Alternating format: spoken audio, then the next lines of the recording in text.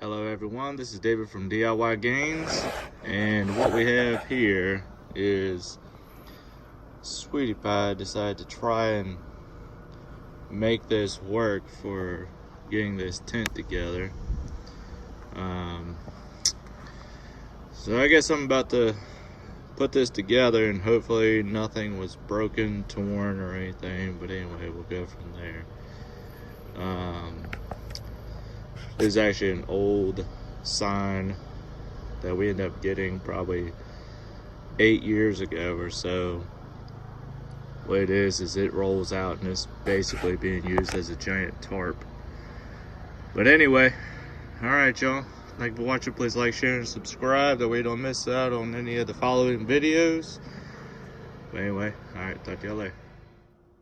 Hello everyone, this is David from DIY Gains. Here's the final product. Just finished putting the tent up.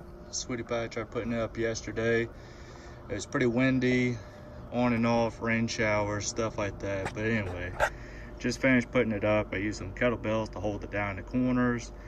Also used some old bearings, some steel weights. That way just to hold everything in place. Of course you could stake it into the ground, but as you see, I'm using this old banner. One side is a advertisement, but the other side is just solid black. You can see part of it rolled up right there, flipped over. But anyway, if you decide to put a tent down, of course, like I said, you could put it just down on the ground, but I prefer to have it on top of a tarp. That way you don't take the risk of ripping the bottom. Whenever the kids step out, they're stepping out onto this area right here. They can put their shoes on and then take them off as they go back in. Of course, that's if they do that. But anyway, there we go. Thank you for watching. Please like, share, and subscribe. That way you don't miss out on any of the other videos. And I'll talk to y'all later.